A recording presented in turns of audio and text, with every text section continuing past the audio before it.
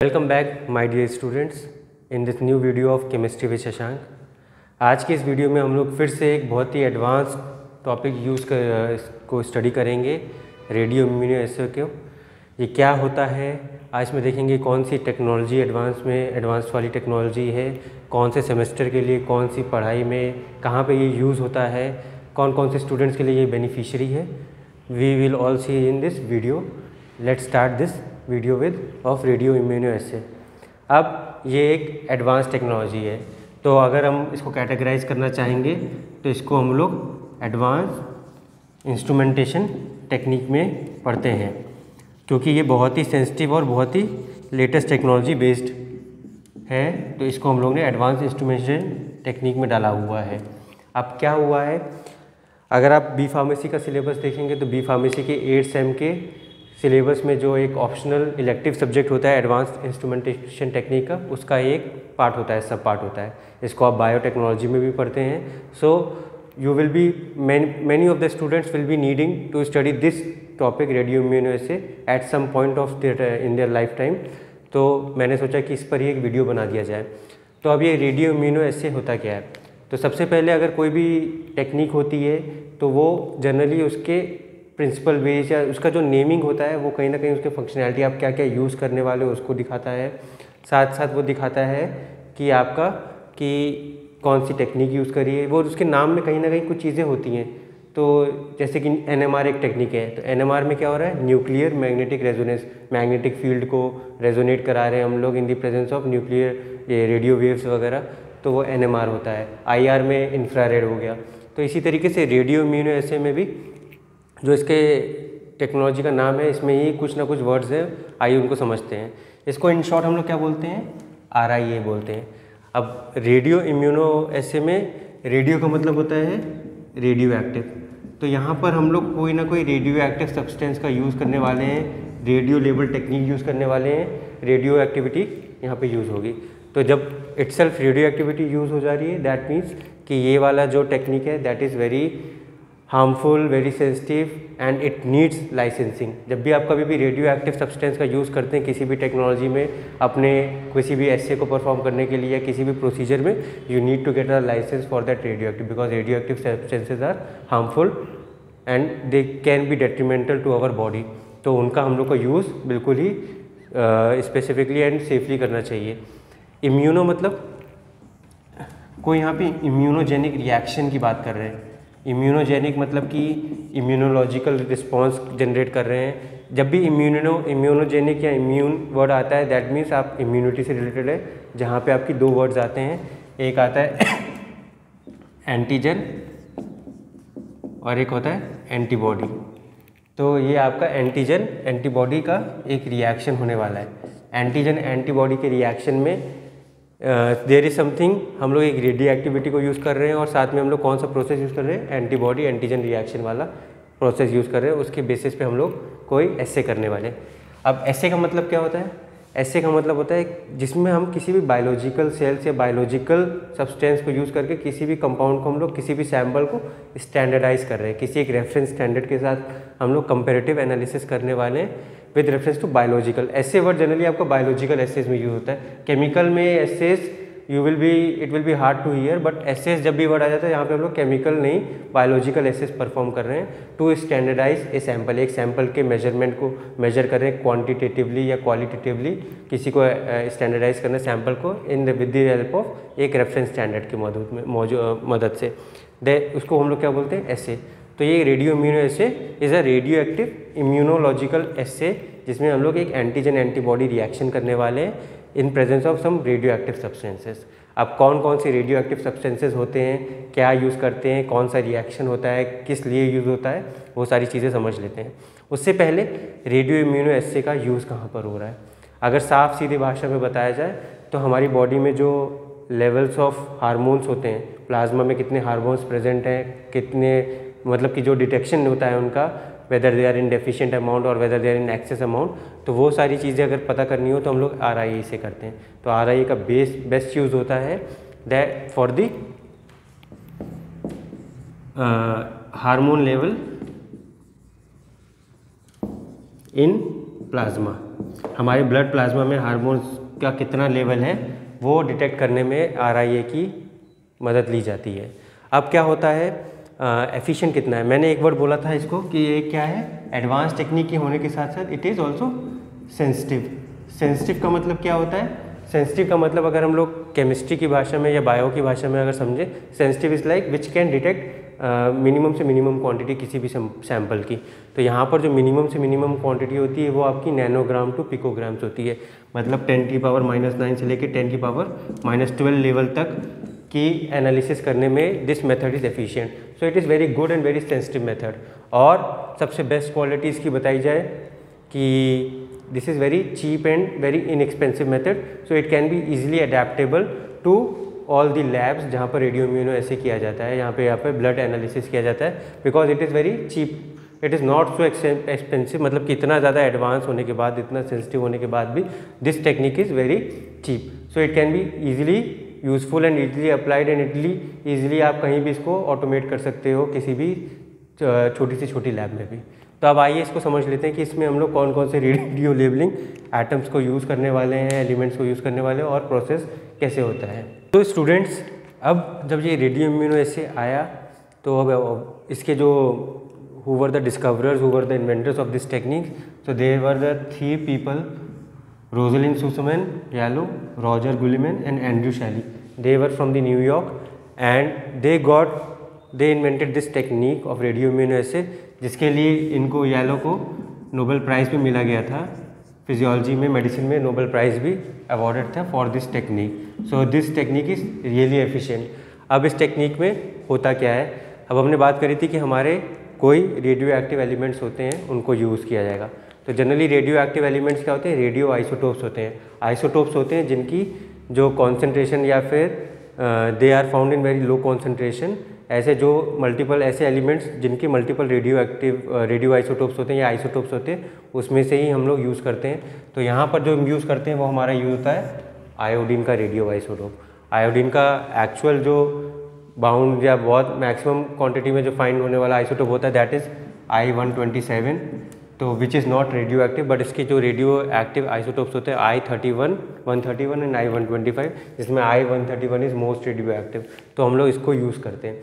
तो when again I am telling when any technique which involves radio active element या isotope, उसकी handling बहुत ही ज़्यादा सेफर वे में करनी चाहिए in order to avoid any kind of कोई भी एक्सीडेंट हो रहा है या कोई भी चीज़ें हो रही, because radio active elements are hazardous to our health, तो उसको हमें ध्यान देना चाहिए।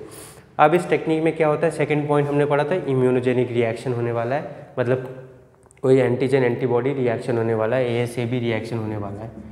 अब क्या होता है, थोड़ा सा इसको समझते हैं, थोड़ी सी टेक्निकल है but much easier to understand. अब क्या होता है, सपोज करिए कि जो यहाँ पर आपको एक ये वाई शेप की आपको एंटीबॉडीज़ दिखाई पड़ रही होंगी, वाई शेप की एंटीबॉडीज़ दिखाई दे रही हैं, राउंड शेप के आपके एंटीजन्स है।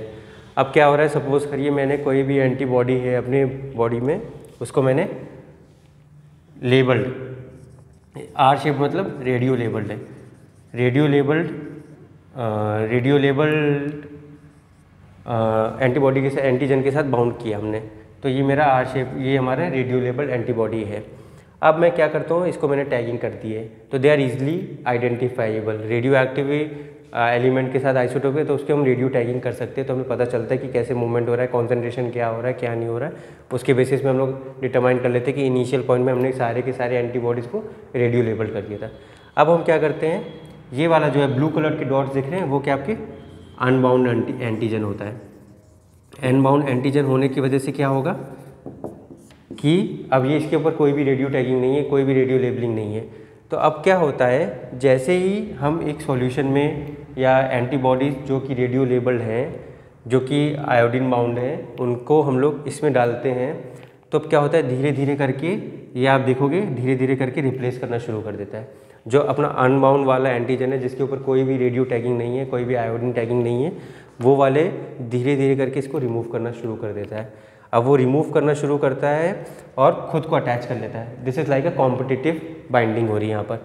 ये आएगा, ये इसको रिप्लेस करेगा यहाँ से रेड को, और खुद जाकर वहाँ पर डिस्प्लेस हो जाएगा।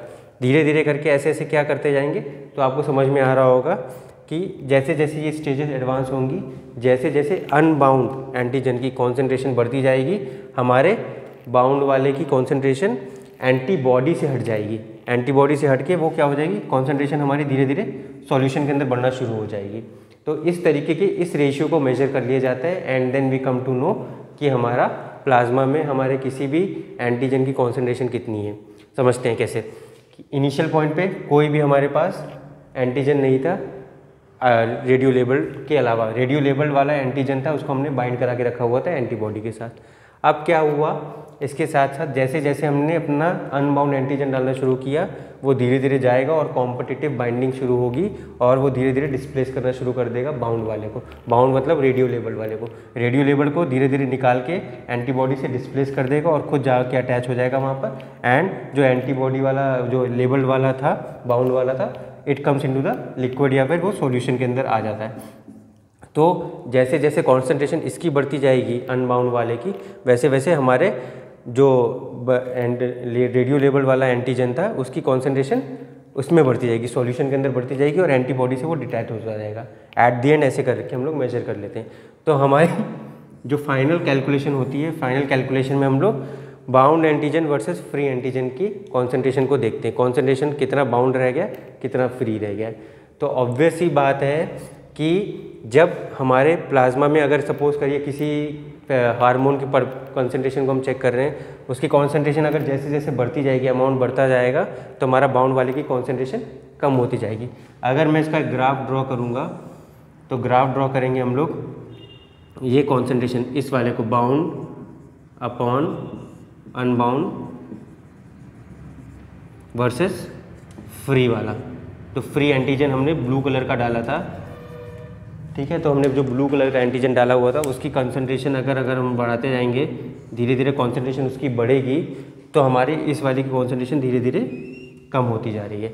इनिशियल पॉइंट पे जितना हमारा बाउंड वाला था वो हमारा धीरे धीरे करके डिस्प्लेस होके कहाँ पे आ जाएगा, लिक्विड पे आ जाएगा। सुपरनेटेंट जो डिजोल्व सॉल्यूशन है उसके अंदर आना शुरू हो जाएगा और एंटीबॉडी से अपने आप को डिटैच कर लेगा। इस कॉन्सेंट्रेशन को हम लोग चेक कर लेते हैं एक रेफरेंस स्टैंडर्ड के साथ, और फिर मल्टीपल सैम्पलिंग हम कर सकते हैं। मल्टीपल सैंपल्स जो होंगे कि अलग अलग सैंपल्स अलग अलग हार्मोन्स के अलग अलग लेवल्स के ब्लड के अलग अलग टाइम पे या करके हम लोग चेक करके उनकी कॉन्सेंट्रेशन को पता लगा सकते हैं। और हम लोग पता लगाने के लिए कॉन्सेंट्रेशन का जो मार्क होता है वो नैनोग्राम टू पिकोग्राम लेवल तक कर सकते हैं। तो ये इतना सेंसिटिव है। तो यही है हमारी रेडियो इम्यूनोएस्से की technique, which is very much easier, very much sensitive and very much economical to use. अब ऑब्वियसली बात है, इसके एप्लीकेशंस हमें समझ में आ गए कि हाँ, अगर हमें प्लाज्मा लेवल्स में हार्मोन्स के लेवल चेक करने हो तो हम लोग कर सकते हैं। किसी ड्रग के सैंपल चेक करने हो, डिजिटॉक्सिन हो गया, डिजॉक्सिन हो गया, ऐसे सैंपल, ऐसे ड्रग्स की सैम्पलिंग भी हम लोग ने RIA के थ्रू की कि हमारी बॉडी में ब्लड सेल्स में कितने मौजूद हैं, कितनी बाइंडिंग हो रही है, because they are for the cardiac cycle. तो कार्डियक साइकिल को हमारे वो पोटेंशिएट करते हैं, so they are the drug which are use there. तो उनको हम लोग ज़्यादा कंसंट्रेशन में भी नहीं दे सकते हैं, तो उनके लेवल्स को चेक करना है कि वो लेवल्स कितना कर रहे हैं, हमारे बॉडी में पहुंच रहे हैं। या फिर और किसी हार्मोन के लेवल, थायराइड के हार्मोन को लेवल को अगर चेक करना हो, multiple hormone level, we can use this RIA technique.